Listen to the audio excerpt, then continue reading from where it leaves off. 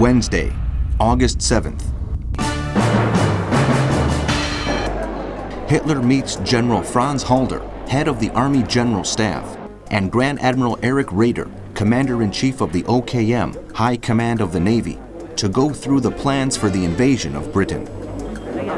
Halder does not share the opinion of the Kriegsmarine that the landing should take place along a short strip of land between Beachy Head and Folkestone in the south and southeast of England, considering the plan as suicidal. For his part, Raeder opposes widening the area of the offensive to Brighton, as Halder suggests, as this would make it more difficult to provide naval cover against attacks from the Royal Navy and would lead to higher losses of German ships and men. Both leave the decision to Hitler, who comes up with a compromise to concentrate the landings on a smaller area at the start and widen them if needed. Meanwhile, the Luftwaffe attack several targets in Scotland with incendiary bombs and drop propaganda leaflets with quotes from Hitler's speech proposing a peace deal. In response, the RAF attacks the refineries at Hamburg. In Moscow, the British ambassador, Sir Stafford Cripps, has talks with the Soviet Foreign Minister Molotov about bilateral relations. In Africa, the Italian soldiers invading British Somalia have occupied Hargeisa, now take Odvena and the port of Zayla in the Gulf of Aden.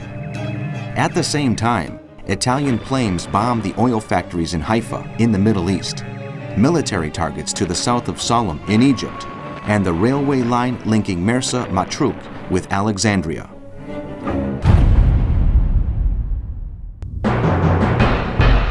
Thursday, August 8th.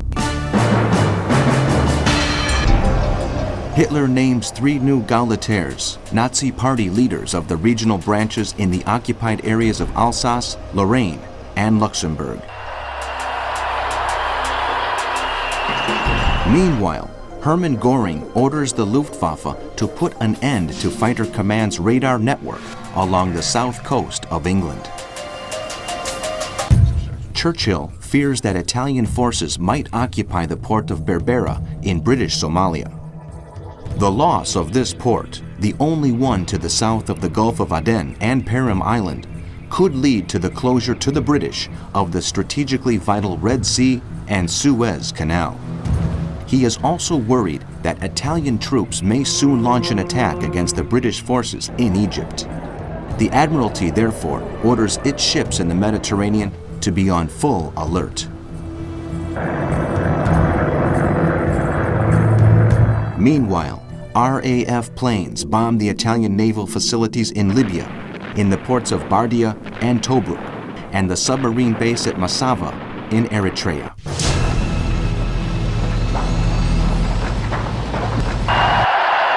In Japan, demonstrations against British influence in the Far East continue in the major cities. In the Sea War, U-37, commanded by Victor O'Hearn, sinks the British freight ship Upwee Grange. Meanwhile, German aircraft attack a convoy in the English Channel before being attacked in turn by RAF planes. The fighting over the Channel leaves a toll of 4 merchant ships sunk and 31 German and 19 British planes shot down.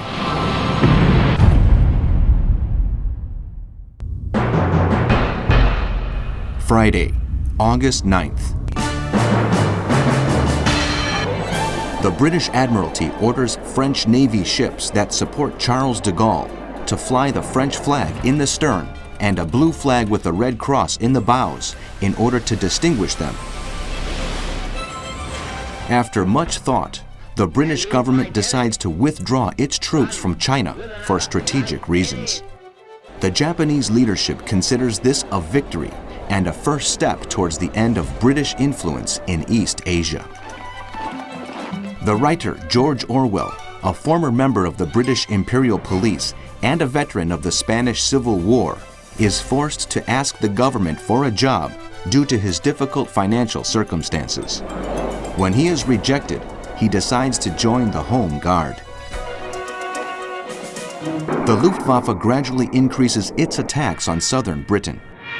Stutka squadrons attack a convoy off the coast of the Isle of Wight, sinking 12 merchant vessels. In the heavy fighting over the English Channel that follows, 42 RAF planes are shot down, while the Germans only lose 12.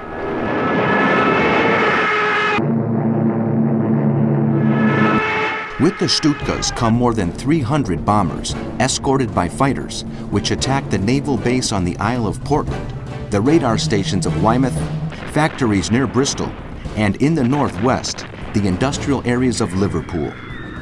In the ensuing clashes, the British pilots shoot down 18 enemy planes.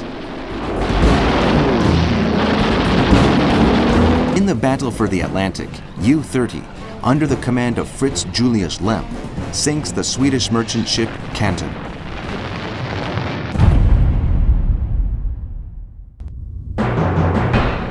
Saturday, August 10th. In Berlin, Hitler goes over the strategic plan for the capture of the British base of Gibraltar, scheduled to take place at the beginning of 1941. He is convinced that he will receive the support of the Spanish dictator, Francisco Franco. The OKL, the High Command of the Air Force, decides to carry out direct attacks against the RAF, its airfields, and all the facilities of fighter command in Britain. The Luftwaffe begins a massive bombing campaign against factories, cities, and military bases with the goal of achieving aerial superiority. However, there is some unease because the operations are not as successful as Göring claimed they would be. The German Air Force is greatly superior to the British, but they have lost 300 planes, while the British have only lost 100. Modest advances are achieved only at a very high price for the Luftwaffe. In view of the relentless attacks by German planes, the British government orders that convoys should not attempt to cross the English Channel.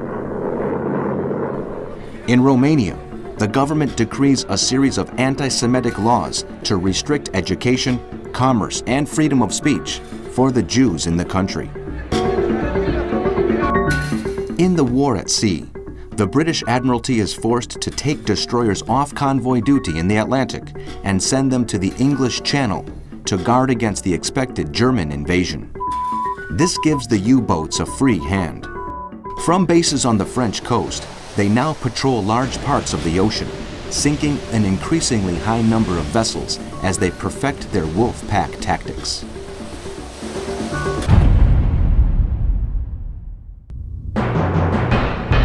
Sunday, August 11th. In Vienna, Hitler's right-hand man, Rudolf Hess, says, "The British people will be terrified when they see the military might we are going to unleash against them."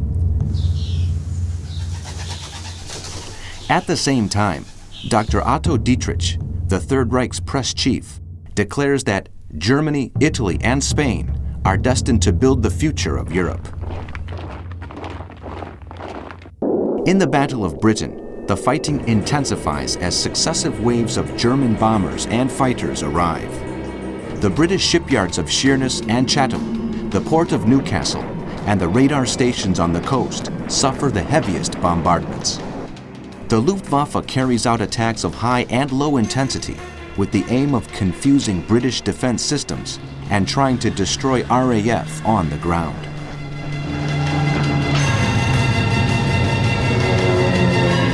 On the African front, British planes attack the Italian-held port of Tobruk in Libya, while units of the Regia Aeronautica bomb the British protectorate of Aden.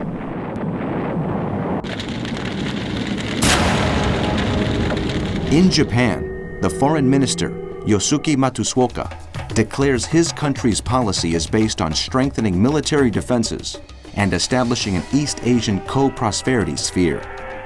He believes Japan must lead its neighbors towards this objective.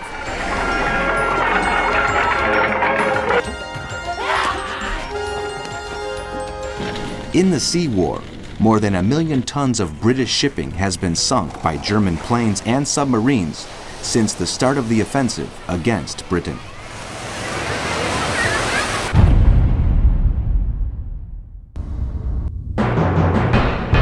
Monday, August 12th. In Berlin, the High Command steps up its criticism of the Luftwaffe and Göring's policies. The Air Marshal is aware that the results promised to Hitler are not being achieved and orders the start of a large-scale operation against Britain, codenamed Aldertag, Eagle Day.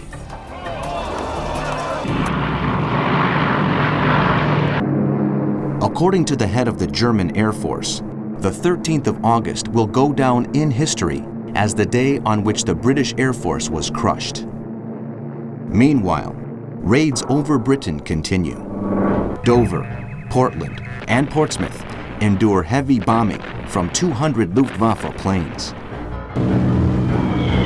The radar stations of Rye, Penvesey, and Ventor on the Isle of Wight are also struck, but quickly repaired by technicians under the orders of Marshal Hugh Dowding of Fighter Command.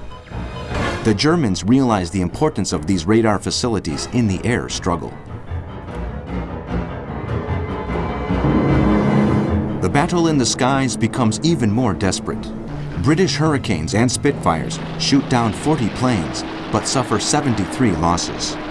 In Parliament, Winston Churchill praises the courage of the RAF pilots, but also expresses his concerns about Italian advances in British Somalia.